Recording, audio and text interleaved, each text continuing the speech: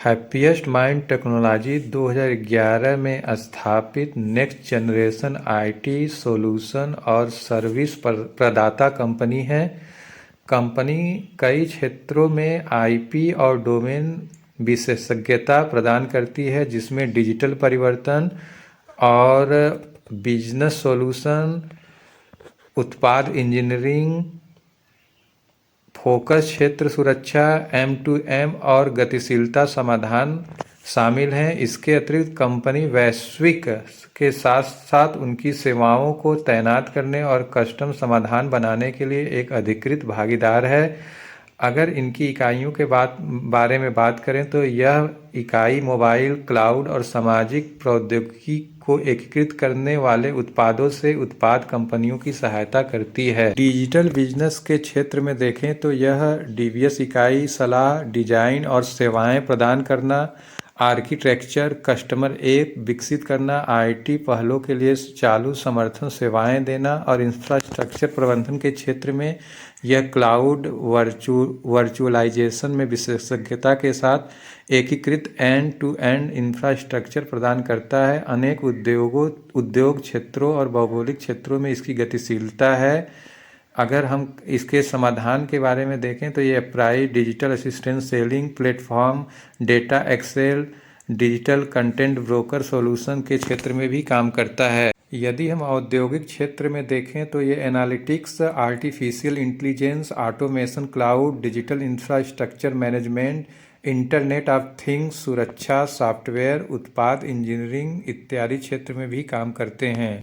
इनके 244 सक्रिय ग्राहक हैं, जिनमें से 57 कंपनियां फॉर्च्यून 2000 में लिस्ट कंपनियों में शामिल हैं। अगर इनकी उपस्थिति को देखें तो USA, UK, Australia, Canada, Netherland, Singapore, Malaysia और दुबई में ये अपने बिजनेस करते हैं। यदि अब हम इनके इनकम की स्थिति को देखें तो इनका मैक्सिमम इनकम यूएसए से आता है, जहां से ये 70% रेवेन्यू जनरेट करते हैं।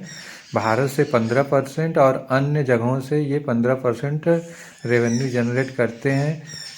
अगर इनके होल्डिंग की बात की जाए तो 31 दिसंबर 2022 के अनुसार अशोक सुट्टा जी ने 7.01% शेयर अपना गिरवी रखा हुआ है। यदि हम इसके मार्केट कैप को देखें तो इसका मार्केट कैप 13,051 करोड़ रुपए है। मार्केट कैप के अनुसार यह एक मिड कैप कंपनी है। स्टॉक इस समय 53 के पीई पे ट्रेड कर रहा है, अर्थात बाजार ने इसको वैल्यूएशन दे रखा है। और इसका आरओसी 27 का है और आरओई 28 का है, जबकि इसकी बुक वैल्यू 90 की है। जब करंट प्राइस इसका 857 रुपये है। इसने 763 रुपये का लो और 1023 रुपये का 52 वीक हाई लगाया है, जबकि इसकी फेस वैल्यू 2 की है।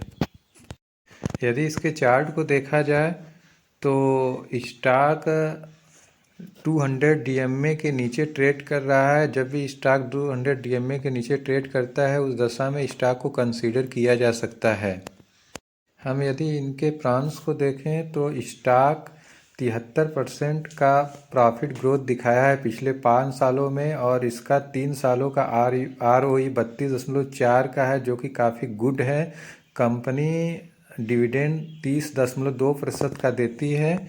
और इसके दोष को देखें तो स्टॉक अपने ट्रेडिंग प्राइस में इस समय 9 गुने पर ट्रेड कर रही है, और प्रमोटर ने पिछले साल 1.11% होल्डिंग ट्रिम किया हुआ है, जो कि स्टॉक के लिए नेगेटिव है। हम इनके पीयर्स की बात करें तो Persistent system, Oracle finance service, Tata Elxsi, Tata technology, KPIT technology, PB Fintech, Coforge, ये इनके पीयर्स की श्रेणी में है, जो कि इनसे मिलता जुलता कारोबार करते हैं। यदि हम प्रॉफिट आफ्टर टैक्स की बात करें तो पिछले क्वार्टर सितंबर में इनका टैक्स 55 करोड़ रुपए का था, जो कि दिसंबर 2023 में बढ़कर 80 करोड़ हो जाता है। इसके बढ़ने का मेन कारण है कि इन्होंने इस क्वार्टर में टैक्स 20% ही दिया है, जबकि पिछले क्वार्टर में ये 26% टैक्स दिए हुए थे। यदि हम ईयरली सेल्स की बात करें तो मार्च 2022 में 1034 करोड़ रुपए का ये सेल्स कर पाते थे, जबकि मार्च 2023 में ये बढ़कर 1333 करोड़ रुपया हो गया है। और इस दौरान इनका ऑपरेटिंग मार्जिन प्रॉफिट 246 करोड़ रुपए से बढ़कर 321 करोड़ रुपया हो गया, जबकि इनका ऑपरेटिंग मार्जिन प्रॉफिट प्रतिशत में 24% मेंटेन किए हुए हैं और ट्रेलिंग 12 मंथ में इनका मार्जिन घटकर 21% रहने का अनुमान है।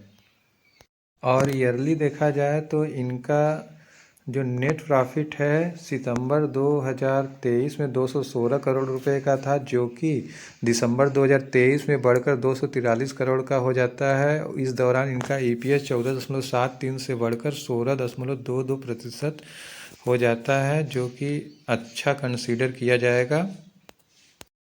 यदि हम कंपाउंड सेल्स ग्रोथ की बात करें तो पिछले 10 सालों का सेल्स 35%, 5 सालों का सेल्स 25%, 3 सालों का सेल्स 24% रहा है। ट्रेलिंग 12 मंथ में ये सेल्स 13% का रहा है। अगर हम कंपाउंड प्रॉफिट ग्रोथ की बात करें तो 10 सालों में 21%, 5 सालों में 63% और 3 सालों में 37% का रहा है और ट्रेलिंग 12 मंथ में ये 9% का रहा है। अगर स्टॉक CAGR की बात करें तो ये 3 सालों में स्टॉक 32% की दर से बढ़ा है, जबकि पिछले 1 सालों में ये -2% की दर से घटा है। और रिटर्न ऑफ इक्विटी की बात कर रहे हैं तो 10 सालों में रिटर्न ऑफ इक्विटी 24% का रहा, जबकि 5 सालों में 37% का रहा है और 3 सालों में 32% का रहा है और पिछले साल इसका रिटर्न ऑफ इक्विटी 29% का रहा है। अब यदि हम इनके रिजर्व की बात करें तो सितंबर 2023 में इनके पास 1348 करोड़ रुपए का रिजर्व था, जबकि कर्जा 539 करोड़ रुपए का था। पिछले क्वार्टर में इनका कर्जा 543 करोड़ रुपए का था और दिसंबर महीने में इन्होंने कुछ अपने कर्जे को ट्रिम किया हुआ है। आगे यदि हम इनके डेप्टायर डेज की बात करें तो पहले डेप्टायर डेज 57 दिनों का हुआ करता था, जो घट के 54 दिन का हो गया है, जो कि कंपनी के लिए काफ़ी अच्छा है। और कैश कन्वर्जन साइकिल की बात करें तो ये पहले 57 दिनों में कैश जनरेट कर पा रहे थे, जो कि घट कर 54 दिन हो गया है, जो कि अच्छी बात है। और वर्किंग कैपिटल डेज की बात करें तो पहले ये 49 दिनों में इनका किसी काम को कर पाते थे, अब ये 53 दिनों में कर पा रहे हैं, जो कि शेयर के लिए नेगेटिव कंसीडर किया जाएगा। यदि हम इनके शेयर होल्डिंग की बात करें तो पहले प्रमोटर्स 51.35% की शेयर होल्डिंग रखते थे, जो कि अब घटकर 50.24% का रह गया है, जो कि शेयर के लिए नेगेटिव कंसीडर किया जाएगा। FI जो पहले 5.14% का शेयर होल्डिंग होल्ड करते थे, अब ये भी अपने शेयर को ट्रिम करके 5.05 पे लाए हैं। और DIs भी जो कि पहले 2.43% थे, इन्होंने भी अपने शेयर को थोड़ा सा ट्रिम किया है, 2.41% है। यानी यहाँ पे प्रमोटर्स भी अपने माल को बेचे हैं, FIs भी अपने माल को बेचे हैं, DIs भी अपने माल को बेचे हैं। और हम देखें तो रिटेल इन्वेस्टर जो कि पहले 38.94% हुआ करते थे, इन्होंने अपने शेयर होल्डिंग पैटर्न को बढ़ाकर 40.20% कर दिया है। यानी सब अपने माल को बेच रहे हैं, रिटेल इन्वेस्टर लगातार इसमें माल खरीद रहे हैं, जो कि इस स्टॉक के लिए अच्छा कंसीडर नहीं किया जाएगा। अब यदि हम इनके चार्ट को देखें, जब ये लिस्ट हुआ था तो 390 रुपये पे ये लिस्ट हुआ था। उसके बाद इसने कुछ समय में ही 1600 रुपये का ऑल टाइम हाई लगा दिया। उसके बाद एक स्टॉक में लगातार गिरावट हो रही है और इस समय ये अपने एक सपोर्ट 857 रुपये पे ट्रेड कर रहा है।